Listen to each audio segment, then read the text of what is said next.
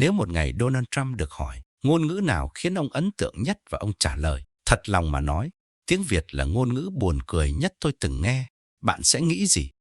Đó chỉ là một câu nói đùa hay là một sự thật ngỡ ngàng về chính tiếng mẹ đẻ của chúng ta? Tại sao thứ ngôn ngữ ta dùng mỗi ngày lại khiến một cựu tổng thống Mỹ phải bật cười rồi để tâm? Đằng sau nụ cười ấy là một dạng sức mạnh mềm của Việt Nam mà chính chúng ta nhiều khi chưa nhận ra. Hãy cùng giải mã. Khoảnh khắc câu trả lời ấy vang lên, cả khán phòng như bị ai bấm nút tạm dừng. Câu hỏi đưa ra rất bình thường, ngôn ngữ nào khiến ông ấn tượng nhất? Ai cũng nghĩ vị khách mời sẽ chọn một thứ tiếng quen thuộc, Anh, Trung, Nga, Ả Rập. Thế nhưng trong bối cảnh giả định này, Donald Trump lại chọn cách trả lời đi ngược mọi kịch bản. Ông mỉm cười, hơi nhún vai và nói chậm rãi rằng thật lòng mà nói, tiếng Việt là ngôn ngữ buồn cười nhất tôi từng nghe. 3 giây đầu là im lặng, sau đó là tiếng cười. Không phải tiếng cười giận dữ, mà là kiểu cười khi nghe một câu nói quá lạ. Một vài gương mặt quay sang nhìn nhau, như muốn kiểm chứng ông ấy vừa nói tiếng Việt hả? Ở dãy bàn báo chí, phóng viên lập tức cúi xuống gõ lia lịa tiếng Việt, ngôn ngữ buồn cười nhất, cựu Tổng thống Mỹ. Các ống kính máy quay tự động zoom cận, cố bắt trọn biểu cảm trên gương mặt ông lẫn phản ứng của cả khán phòng. Chỉ trong vài giây, câu tiếng Việt là ngôn ngữ buồn cười nhất tôi từng nghe đã rời khỏi vai một câu nói vui và trở thành dữ liệu. Điều đáng nói là cách ông nói không hề mang màu miệt thị, không có ánh mắt khinh khỉnh dành cho một ngôn ngữ nhỏ. Ông mô tả cảm giác của mình khi nghe người Việt nói chuyện như đang nghe ai đó hát, câu nào cũng lên rồi xuống, những tiếng tưởng giống nhau mà hóa ra khác nhau hoàn toàn. Ông bảo mình tưởng hiểu, nhưng cuối cùng lại hiểu sai 100%, mà vẫn thấy vui. Cái buồn cười ở đây là sự bối rối, là cảm giác não bị ném vào một thế giới âm thanh mới, chứ không phải tiếng cười khinh khi. Nhưng truyền thông thì không bỏ lỡ cơ hội. Khi buổi tọa đàm còn chưa kết thúc, những bản tin đầu tiên đã xuất hiện. Cựu Tổng thống Mỹ gọi tiếng Việt là ngôn ngữ buồn cười nhất. Phát ngôn bất ngờ về tiếng Việt gây tranh cãi, ngôn ngữ Việt Nam qua một câu nói gây sốc. Trên thanh tìm kiếm, cụm Vietnamese Language, Funniest Language bắt đầu nhảy số. Với nhiều người ở cách Việt Nam nửa vòng trái đất, đây có lẽ là lần đầu tiên họ chủ động gõ chữ tiếng Việt chỉ vì tò mò nó nghe như thế nào mà khiến một chính khách nhiều trải nghiệm phải để tâm như vậy. Còn phía bên này, người Việt bắt câu chuyện theo đúng phong cách tự trào mà không tự ti. Dân mạng chia sẻ lại phát ngôn của Trump, kèm theo những bình luận nghe vừa hài vừa đắt. Ông nói không sai đâu, lơ là cái là từ thương mẹ thành thương ma liền. Tiếng Việt buồn cười thiệt chứ, thử cho ông học đủ 6 thanh điệu rồi phân biệt mẹ, má mà, ú bú, bầm xem còn cười nổi không. Những kỷ niệm Tây nói nhầm tiếng Việt được lôi ra kể như vỡ bờ. Có anh bạn người nước ngoài vào quán, tự tin gọi cho em ly cơm đá thay vì trà đá, khiến cả quán im lặng vài giây rồi phá lên cười. Có cô gái hàn tập suốt mấy hôm để gọi má ơi, đến lúc gặp má của bạn trai lại lỡ miệng thành ma ơi, làm cả nhà từ giật mình chuyển sang cười ngất. Có du khách Đức muốn hỏi đi lối nào, nhưng lại nói thành đi lỗi nào, và được người Việt vừa chỉ đường, vừa đùa ở đây ai cũng có lỗi được hết. Những chuyện đó, trong đời sống thường ngày chỉ là mẩu chuyện vui trên bàn nhậu, nhưng khi đặt dưới tiêu đề tiếng Việt là ngôn ngữ buồn cười nhất, bỗng trở thành ví dụ sống cho điều ông vừa nói. Trong khi chúng ta kể chuyện xôm tụ, ở phía bên kia màn hình, những người chưa từng tiếp xúc với tiếng Việt bấm vào những video đầu tiên. Họ nghe người bán hàng ngoài chợ nói chuyện, nghe vài câu đối thoại trong quán ăn, nghe vài đoạn nhạc Việt. Họ không hiểu chữ, nhưng tai họ bắt được một nhịp rất lạ. Câu nói không đi thẳng như nhiều ngôn ngữ châu Âu, mà uốn lượn từng tiếng ngắn, sắc, nối nhau thành một chuỗi dồn dập, có lúc nghe như đang rap, có lúc lại mềm như hát ru. Một số người bình luận dưới video không hiểu gì nhưng nghe vui tai, giờ mới hiểu vì sao có người gọi đây là ngôn ngữ như đang hát.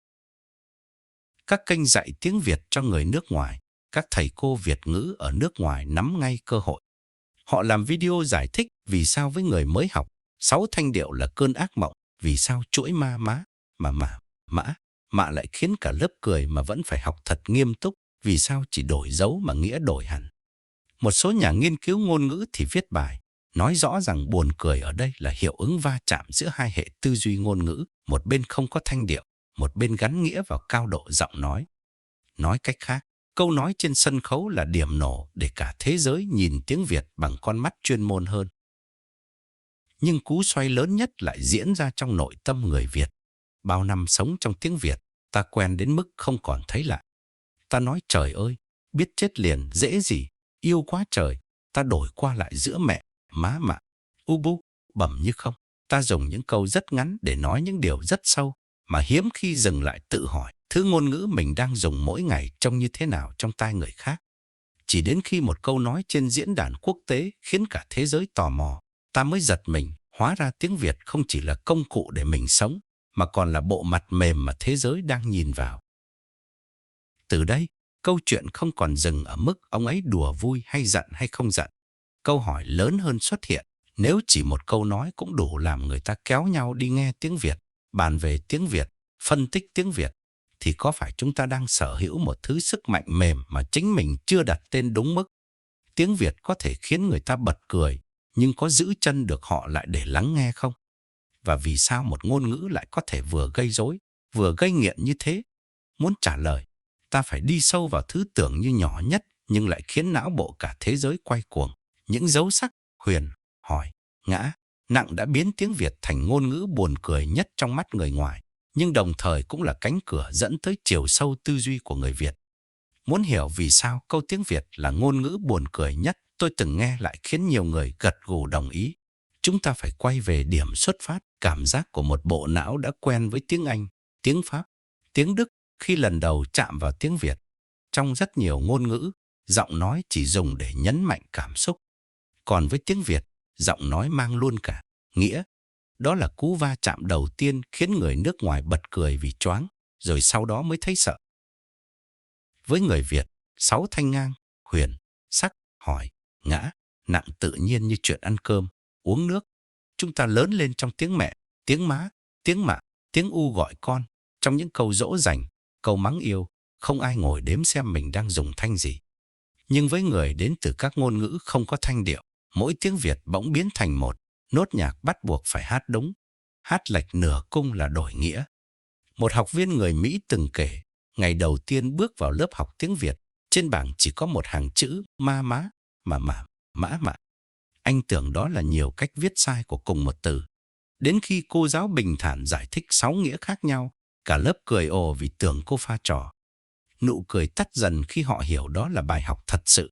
Cái buồn cười đầu tiên xuất hiện đúng ở khoảnh khắc não họ nhận ra, từ nay, mỗi câu nói sẽ là một bài kiểm tra cao độ. Từ đây mới nảy sinh vô số tình huống dở khóc dở cười mà người Việt nghe xong chỉ biết thốt lên, tiếng Việt tụi tôi là vậy đó. Có anh chàng Tây học được cách gọi má theo kiểu miền Nam, đem khoe với bạn gái Việt. Ngày đầu đến nhà ra mắt, anh hít sâu, lễ phép chào con chào má, nhưng vì hồi hộp nên thanh điệu trượt thành một âm nằm lưng chừng giữa má và ma. Câu chào nghe vừa dễ thương, vừa rờn rợn. Cả nhà bật cười, má của bạn gái phải kéo anh lại, kiên nhẫn dạy từng dấu cho đúng. Một cô gái Hàn khác thì kể, lần đầu gọi món ăn, cô hùng hồn nói con muốn ăn cơm đá. Cả quán im vài giây rồi cười phá khi hiểu ra cô đang tìm từ trà đá. Không ai bắt lỗi, nhưng chính cô lại thấy mình buồn cười vì chỉ một dấu, cả câu chuyện rẽ sang hướng khác. Thanh điệu không chỉ tạo ra sai, đúng, nó tạo ra luôn kịch bản. Một giáo viên tiếng Việt chia sẻ, học trò nước ngoài của anh rất hay nhầm nghỉ với nghiện. Hậu quả là câu hôm nay em muốn xin nghỉ một ngày biến thành hôm nay em muốn xin nghiện một ngày. Cả lớp cười nghiêng ngả, còn khổ chủ thì đỏ mặt muốn trốn xuống gầm bàn. Có người khác lại vật lộn với nước mắm và nước mắt. Lần đầu vào quán ăn đã tỉnh bơ, xin cho em thêm chén nước mắt, khiến nhân viên không biết nên đưa khăn giấy hay đưa chén chấm. Những câu chuyện đó lọt lên mạng xã hội, trở thành clip Tây nói tiếng Việt. Nhưng nếu nhìn kỹ, ta sẽ thấy không có thanh điệu, sẽ không có những pha lệch nghĩa 180 độ thú vị như thế. Và thanh điệu mới chỉ là nửa câu chuyện. Nửa còn lại nằm ở chỗ tiếng Việt là ngôn ngữ đơn âm tiết. Người phương Tây quen với những từ dài như international, communication, responsibility. Mỗi từ là một cục âm thanh nuốt một lần cho xong. Tiếng Việt thì khác, nó bẻ thế giới thành những mảnh nhỏ, đi, đứng, ăn, uống, nhớ, thương, buồn, vui. Mỗi tiếng là một nhát gõ ngắn, dứt. Khi người Việt nói đúng tốc độ bình thường, Chuỗi âm đó rơi xuống tai người nghe như mưa rào, hạt nào cũng rõ, nhưng rơi dồn dập. Nhiều người nước ngoài thừa nhận, lần đầu nghe tiếng Việt họ tưởng người Việt cãi nhau vì nhịp nói nhanh, nhiều âm sắc, lên xuống liên tục. Đến khi sống lâu hơn, họ mới hiểu đó chỉ là nhịp điệu bình thường của một ngôn ngữ rất giàu tiết tấu. Cú sốc tiếp theo nằm ở những phụ âm đầu mà người Việt thấy quá bình thường. Âm SG mở đầu trong nghỉ, ngồi, ngõ đối với không ít người châu Âu nghe như một tiếng nghẹn trong cổ. Họ tập mãi, miệng gồng lên, mặt nhăn lại, mà âm vẫn trượt đi đâu đó. Một anh bạn Nga kể lại, anh muốn nói em cần nghỉ ngơi, mà cuối cùng lời thốt ra giống như em cần, ngờ nghệch, khiến cả nhóm bạn Việt cười đến chảy nước mắt. Rồi chuyện phân biệt TR với chờ, R với D, G, V với D ở các vùng miền lại là một mê cung khác. Sách dạy một kiểu, ra đường nghe một kiểu, vào miền Trung, miền Nam lại một kiểu khác nữa. Người học mới đứng giữa, chỉ còn cách cười trừ. Những chướng ngại đó, nếu nhìn hời hợt, chỉ tạo ra tiếng cười. Nhưng nếu soi kỹ, sẽ thấy tiếng Việt không phải hỗn loạn. Ngược lại, nó là một hệ thống cực kỳ chặt chẽ. 6 thanh điệu không phải sinh ra để hành người học, mà để mở rộng khả năng phân biệt nghĩa. Nhờ thanh điệu, cùng một khung âm có thể chứa nhiều từ khác nhau, mỗi từ một nét nghĩa. Cấu trúc đơn âm tiết giúp câu nói ngắn, gọn, không rườm rà, mỗi tiếng đều có trọng lượng. Chữ viết dựa trên mẫu tự Latin giúp việc ghi âm và đọc chữ trở nên rõ ràng. Nhìn chữ là đoán được cách đọc, không phải học hàng nghìn ký tự như nhiều ngôn ngữ khác. Chính sự kết hợp giữa tính giai điệu và tính kỷ luật này đã tạo nên cảm giác rất đặc biệt. Tiếng Việt vừa giống một bản nhạc, vừa giống một bộ mã. Người nước ngoài bước vào, lúc đầu chỉ thấy buồn cười vì mình nói đâu sai đó, chữ nào cũng dễ thành trò đùa. Nhưng càng học, họ càng nhận ra phía sau những tiếng cười là một kiến trúc ngôn ngữ được tinh chỉnh qua rất nhiều thế hệ. Câu nói ngôn ngữ buồn cười nhất mà Donald Trump ném ra trên sân khấu, nếu đi đến tận cùng, lại dẫn ta tới một sự thật khác. Tiếng Việt buồn cười trên bề mặt, nhưng bên dưới là cả một hệ thống rất nghiêm túc, đủ tinh vi để làm khó não người học và đủ logic để khiến giới nghiên cứu phải ngồi lại, mở rộng thêm trang phân tích về một thứ tiếng nhỏ nhưng hoàn toàn không tầm thường. Sau lớp vỏ ngôn ngữ buồn cười nhất mà Donald Trump lỡ miệng gọi tên, thứ còn lại không phải chỉ là mấy câu chuyện phát âm sai cho vui.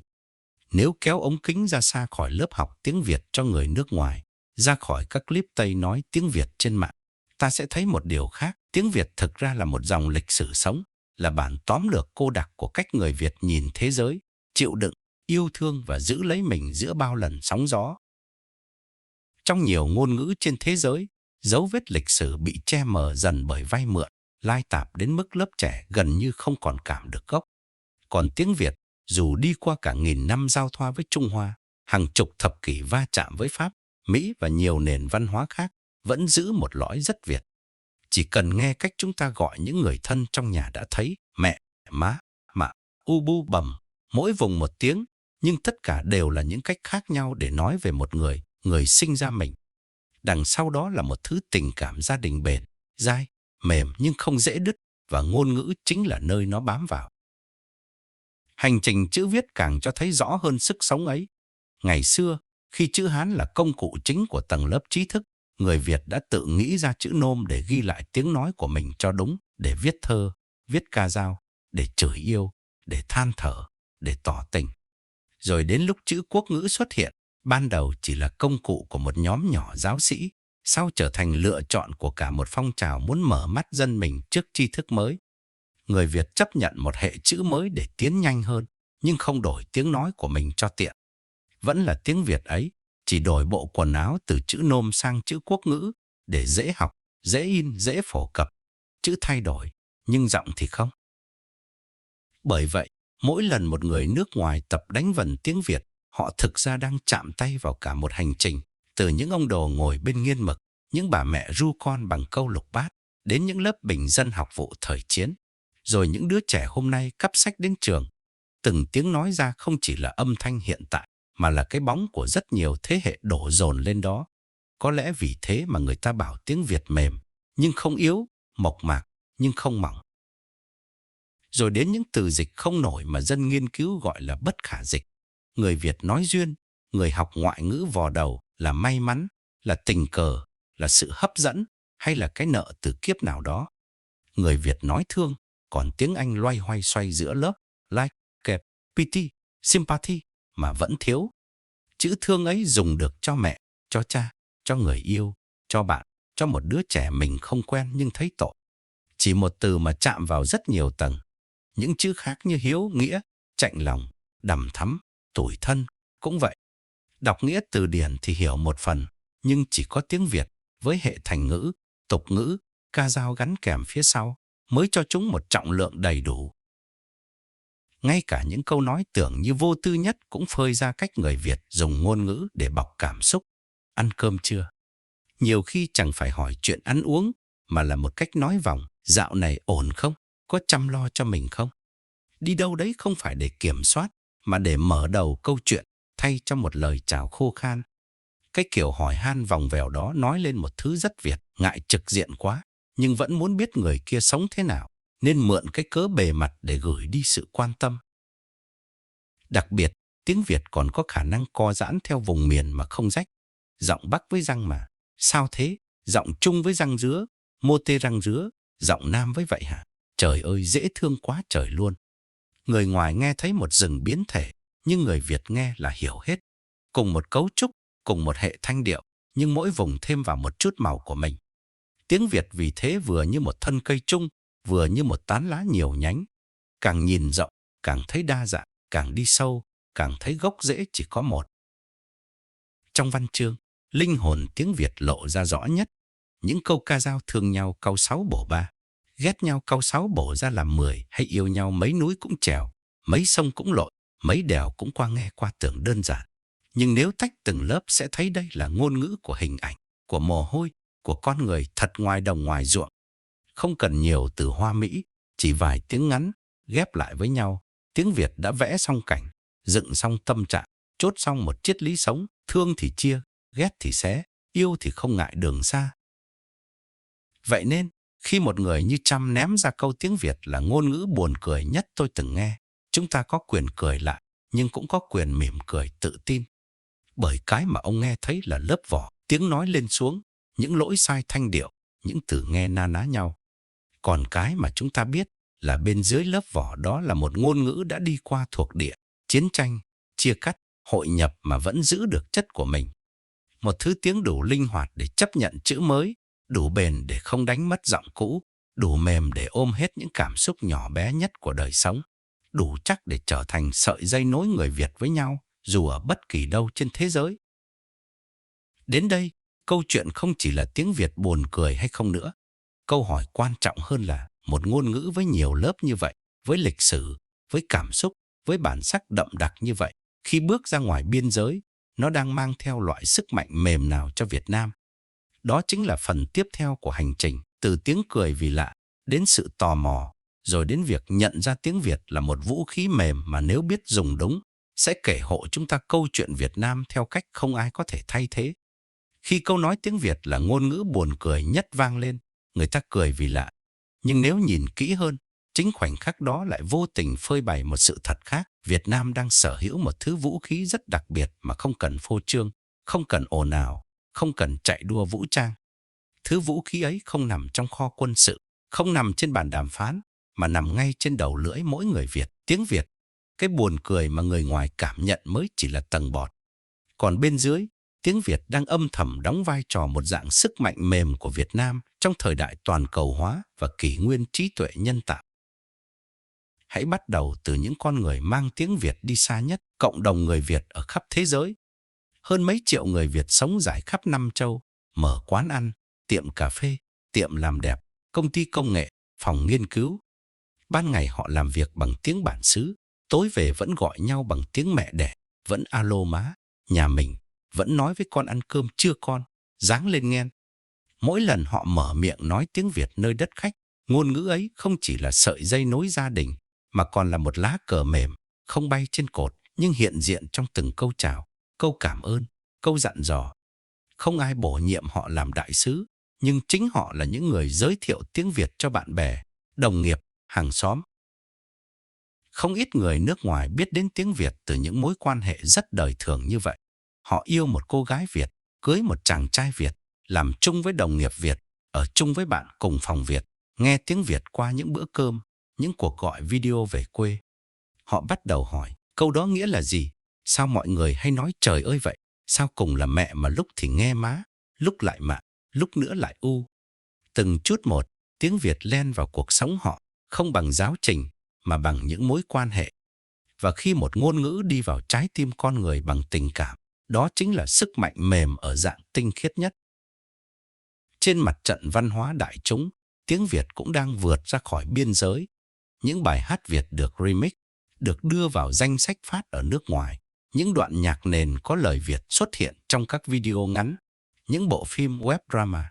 Chương trình giải trí của Việt Nam bắt đầu có phụ đề nhiều thứ tiếng. Người xem không hiểu hết, nhưng họ nghe được âm sắc khác lạ của tiếng Việt, từ những câu hát ru êm đến những câu rap dồn dập. Có nhà sản xuất âm nhạc từng nhận xét rằng tiếng Việt có chất nhịp điệu bẩm sinh, thanh điệu rõ, âm tiết ngắn, rất hợp với nhạc điện tử và pop hiện đại. Nghĩa là, ngay cả khi người ta chưa hiểu nghĩa, tiếng Việt đã có thể xuất hiện như một chất liệu âm thanh thú vị trong tai họ. Trong ngoại giao và kinh tế, tiếng Việt xuất hiện ngày càng nhiều trong các cuộc gặp gỡ, hội nghị, hợp đồng. Khi Việt Nam trở thành điểm đến của các tập đoàn sản xuất, công nghệ, trung tâm nghiên cứu, những bảng chỉ dẫn song ngữ, những văn bản có phần tiếng Việt, những buổi phát biểu có phiên dịch hai chiều trở nên quen thuộc. Mỗi lần một lãnh đạo quốc tế thử nói một vài câu chào bằng tiếng Việt, dù phát âm chưa chuẩn, khán phòng vẫn vỗ tay. Đó không chỉ là phép lịch sự, mà là sự thừa nhận tiếng Việt đứng ngang hàng với các ngôn ngữ khác trong không gian đối thoại. Khi ngôn ngữ của một quốc gia xuất hiện tự nhiên trong các sự kiện quốc tế, nó đi kèm với thông điệp về vị thế của quốc gia đó. Đặc biệt, trong thời đại trí tuệ nhân tạo, tiếng Việt đang bước vào một sân chơi mới, sân chơi của dữ liệu và mô hình ngôn ngữ. Các nhóm nghiên cứu bắt đầu nhận ra rằng tiếng Việt với hệ thống chữ quốc ngữ khá nhất quán, thanh điệu rõ ràng, cấu trúc đơn âm tiết là một trường hợp thú vị để kiểm tra khả năng mô hình hóa cảm xúc và sắc thái. Những điều mà người nước ngoài từng than trời khi học tiếng Việt, như chuyện chỉ đổi dấu là đổi nghĩa, giờ lại trở thành điểm cộng trong phòng thí nghiệm.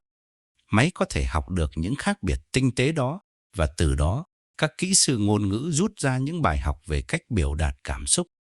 Nói một cách khác, tiếng Việt không chỉ là ngôn ngữ làm khó người học, mà còn là ngôn ngữ giúp thế giới hiểu hơn về cách con người mã hóa cảm xúc trong lời nói.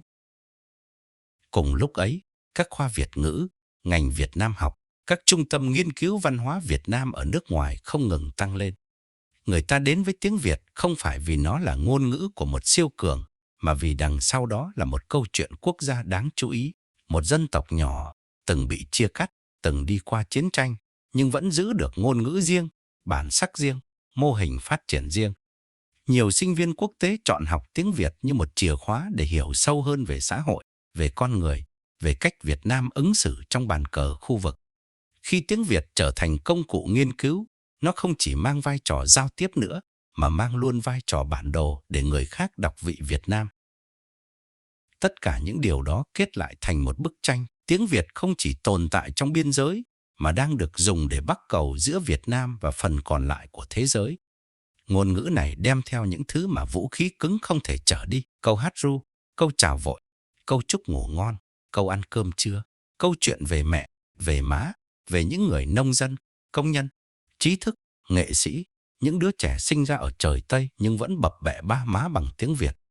Đó là những hình ảnh không thể ép buộc, không thể áp đặt, chỉ có thể lan ra bằng sức hút tự nhiên. Và nếu nhìn lại điểm xuất phát, ta sẽ thấy có chút thú vị mỉa mai.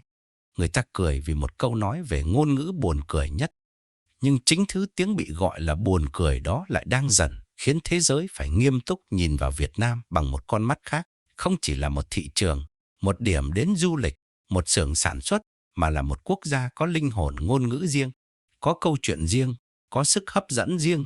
Tiếng Việt, theo cách đó, chính là mặt mềm nhưng rất sắc của Việt Nam trên trường quốc tế.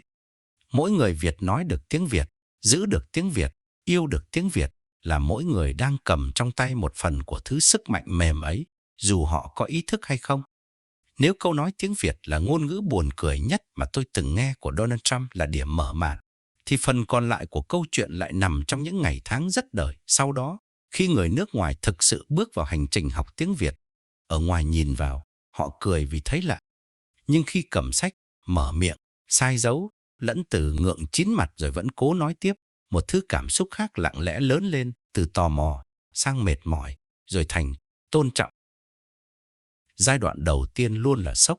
Một bạn trẻ người Pháp kể rằng anh đã học qua 3 ngoại ngữ trước khi tới Việt Nam, nhưng chưa thứ tiếng nào khiến anh thấy não mình bị bẻ cong như tiếng Việt. Ngày đầu tiên, cô giáo ghi lên bảng mấy tiếng ma, má, mà, mã. Cả lớp cười ồ vì tưởng đó là trò chơi. Chỉ đến khi cô giải nghĩa từng từ, anh mới hiểu cùng một dãy chữ, chỉ nhờ dấu mà biến thành hồn ma, thành mẹ, thành mộ, thành con ngựa. Anh bảo, khoảnh khắc ấy giống như có ai đó lật tung chiếc bàn quen thuộc trong đầu mình. Tiếng Việt buồn cười thật, nhưng là kiểu buồn cười vì hoàn toàn vượt khỏi logic anh từng biết. Rồi tới giai đoạn tai nạn liên hoàn. Một cô gái Hàn Quốc nhớ mãi bữa cơm đầu tiên với gia đình bạn trai Việt. Cô tập cả tuần để nói cho đúng câu con chào má. Đến lúc vào nhà, vì run quá nên chữ má trượt thành một âm gần giống ma. Cả nhà chết lặng nửa giây rồi phá lên cười. Má của bạn trai ôm vai cô, vừa cười vừa dạy lại từng thanh. Cô kể, ít nhất 3 tháng đầu, lần nào cô mở miệng nói tiếng Việt cũng có nguy cơ biến thành một màn tấu hài bất đắc dĩ. Lúc thì gọi nước mắm thành nước mắt, lúc thì xin đi lỗi nào thay vì đi lối nào. Chính cô là người cười nhiều nhất, nhưng đằng sau nụ cười đó là cảm giác nể. Một ngôn ngữ mà chỉ cần lệch một dấu đã đổi nghĩa hoàn toàn, không thể xem thường được. Có anh chàng người Đức quyết tâm học tiếng Việt để có thể nói chuyện với đồng nghiệp mà không cần phiên dịch. Anh ghi chép cẩn thận, luyện phát âm mỗi tối, nhưng ra đường vẫn liên tục quăng bom. Một lần, anh muốn khen món này ngon quá, vậy mà nói nhanh thành ngon quá, ngọ, khiến cô chủ quán thoáng ngơ người rồi cười xòa. Lần khác, anh định bảo mình mệt muốn xỉu, nhưng vì học lén tiếng lóng trên mạng, anh nhầm lẫn, nói thành một câu nghe chẳng giống ai. Bạn bè Việt không chê cười ác ý, mà lấy đó làm câu chuyện vui, vừa uống cà phê vừa sửa cho anh từng tiếng. Anh bảo, nếu không có những lần ê mặt như vậy, chắc anh bỏ cuộc từ rất sớm. Điều lạ là chính những lỗi sai lại trở thành móc neo cảm xúc để họ nhớ tiếng Việt nhanh hơn. Một du khách Mỹ từng ở Việt Nam 3 tháng, về nước vẫn quay video kể chuyện tai nạn thanh điệu của mình, gọi chó thành cho, bún bò thành bún bò, phố cổ thành một thứ âm lai giữa phở và phố. Mỗi lần bị hiểu nhầm, anh lại có thêm một lý do để cười, nhưng cũng thêm một lý do để tiếp tục học. Bởi anh nhận ra, phía sau tiếng cười của người Việt không có sự chế giễu, mà là sự kiên nhẫn và chút tự hào âm thầm. Tiếng mẹ đẻ của mình khó, nhưng đẹp. Khi đi qua được đoạn đường đầy va vấp đó, nhiều người nước ngoài bắt đầu bước vào một giai đoạn khác, thấy ấm. Họ phát hiện ra rằng tiếng Việt không chỉ là bài toán thanh điệu, mà còn là cách người Việt thể hiện tình cảm. Lần đầu tiên một cô giáo người Anh nghe học trò nói với mình, cô ơi, cô giữ sức khỏe nha. Cô kể rằng mình ngạc nhiên không phải vì cấu trúc câu, mà vì chữ nha kéo dài ở cuối. Một âm tiết rất nhỏ, nhưng khiến câu nói mềm đi, gần hơn, thật hơn. Từ đó, cô bắt đầu để ý nhiều hơn đến những chữ như nha nhé, hai, hén, và nhận ra người Việt dùng chúng để gói thêm chút tình vào câu nói. Một du học sinh Nhật sống ở Sài Gòn lại kể về cú vỡ lòng của mình với những câu cảm thán. Ban đầu, anh chỉ nghe toàn trời ơi, dễ gì, thiệt luôn á, biết chết liền mà không hiểu. Sau vài năm, anh bắt đầu phân biệt được trời ơi buồn, trời ơi vui, trời ơi tức và trời ơi bất lực. Một câu 2 chữ, nhưng đổi tông giọng là đổi cả trời cảm xúc. Anh thừa nhận, chính tiếng Việt dạy anh cách lắng nghe cảm xúc qua giọng nói nhiều hơn là qua từ điển. Dần dần, với nhiều người nước ngoài, tiếng Việt không còn dừng ở mức buồn cười. Nó trở thành một chiếc chìa khóa để bước vào đời sống Việt Nam. Họ hiểu vì sao người Việt hay hỏi nhau ăn cơm chưa mà không đợi câu trả lời chi tiết. Vì sao một lời mắng đôi khi lại mang nghĩa ta lo cho mày quá. Vì sao những câu nói tưởng nhẹ tênh như dáng đi lại đỡ cho người khác đứng dậy sau những lần vấp ngã. Họ bắt đầu nhìn tiếng Việt như một thứ ngôn ngữ của sự dịu dàng, kiên cường, mềm nhưng không yếu, vui nhưng không hời hợt. Một số người đi xa hơn, biến tiếng Việt thành một phần cuộc sống lâu dài của mình. Có giáo sư ngoại quốc chọn viết sách về tiếng Việt, có nghệ sĩ chọn hát nhạc Việt, có bạn trẻ chọn ở lại Việt Nam làm việc, lập gia đình. Khi được hỏi vì sao, nhiều người trả lời rất đơn giản, vì tôi yêu cách người Việt nói với nhau. Không phải vì ngữ pháp logic, không phải vì hệ thống từ vựng đồ sộ, mà vì ngôn ngữ này cho họ cảm giác gần gũi, được chào đón, được tham gia vào những câu chuyện nhỏ mà ấm. Đến đây, nếu nhìn lại câu nói mở màn kia, ta sẽ thấy hành trình cảm xúc của người nước ngoài với tiếng Việt đi theo một đường cong rất rõ. Ban đầu cười vì lạ, sau đó mệt vì khó, rồi bất ngờ vì sâu, cuối cùng là tôn trọng. Và khi một ngôn ngữ có thể dẫn người ta đi qua đủ 4 trạng thái đó, nó không còn chỉ là ngôn ngữ buồn cười nhất nữa. Nó trở thành bằng chứng sống cho sức sống văn hóa của một dân tộc, dám cho người khác cười với mình, nhưng cũng đủ mạnh để khiến họ nghiêng mình kính nể khi hiểu thêm từng lớp nghĩa. Tiếng Việt, theo cách đó, không cần ai bào chữa. Nó có thể chấp nhận những câu đùa, những nhận xét gây sốc, miễn là sau nụ cười, vẫn có người chịu bước tiếp, mở sách ra nghe thêm, nói thêm, sai thêm và hiểu thêm. Bởi càng hiểu, người ta càng nhận ra đằng sau từng dấu sắc, huyền, hỏi, ngã nặng, không chỉ là kỹ thuật phát âm, mà là cách cả một dân tộc kể câu chuyện của mình với thế giới bằng một giọng nói riêng, không lẫn với bất kỳ ai. Cuối cùng, khi ta đi hết hành trình từ câu nói tiếng Việt là ngôn ngữ buồn cười nhất tôi từng nghe cho đến những lớp nghĩa sâu nhất của tiếng mẹ đẻ, mới thấy điều quan trọng nhất không nằm ở người đã nói câu đó, mà nằm ở cách chúng ta trả lời. Donald Trump trong bối cảnh giả định này chỉ vô tình chạm vào bề mặt những thanh điệu lên xuống, những lỗi sai phát âm, những tiếng cười vì lạ. Phần còn lại, chiều sâu, bản lĩnh, ký ức và sức mạnh mềm của Việt Nam lại nằm trong tay chính chúng ta, những người sinh ra và lớn lên bằng tiếng Việt. Trong một thế giới đầy biến động, nơi quốc gia này hơn quốc gia kia bằng công nghệ, bằng vũ khí, bằng tiền tệ, Việt Nam có một thứ tưởng nhỏ mà không nhỏ, một ngôn ngữ vừa mềm mại vừa kiên cường, vừa hài hước vừa sâu sắc, vừa mộc mạc vừa đủ tinh vi để gói cả một nền văn hóa vào từng tiếng gọi mẹ, má mạ, từng câu hỏi thăm ăn cơm chưa, từng tiếng thở dài trời ơi, từng lời động viên giáng lên nghen. Tiếng Việt không ồn ào, không phô trương, nhưng âm thầm tạo nên một bản sắc mà chẳng ngôn ngữ nào khác có thể thay thế. Mỗi lần một người nước ngoài cười vì sai dấu rồi ở lại học tiếp, mỗi lần một đứa trẻ sinh ra ở trời Tây vẫn bập bẹ ba má bằng tiếng Việt, mỗi lần một câu ca dao, một câu hát ru, một lời nói giản dị khiến ai đó trên thế giới phải dừng lại suy nghĩ, là mỗi lần sức mạnh mềm của Việt Nam được cộng thêm một nấc. Không cần hô hào, không cần khẩu hiệu, chỉ cần chúng ta không bỏ rơi tiếng mẹ đẻ của mình, không xấu hổ vì nó khó quá, nhiều dấu quá, mà ngược lại, thấy tự hào vì mình thuộc về một ngôn ngữ đẹp đến mức khiến cả thế giới phải tò mò rồi khâm phục. Tiếng Việt, rốt cuộc, không chỉ là ngôn ngữ buồn cười nhất trong tai một chính khách nào đó. Tiếng Việt là tiếng lòng của một dân tộc biết đứng dậy sau chiến tranh, biết mỉm cười giữa khó khăn, biết giữ lấy gốc rễ mà vẫn mở lòng với thế giới.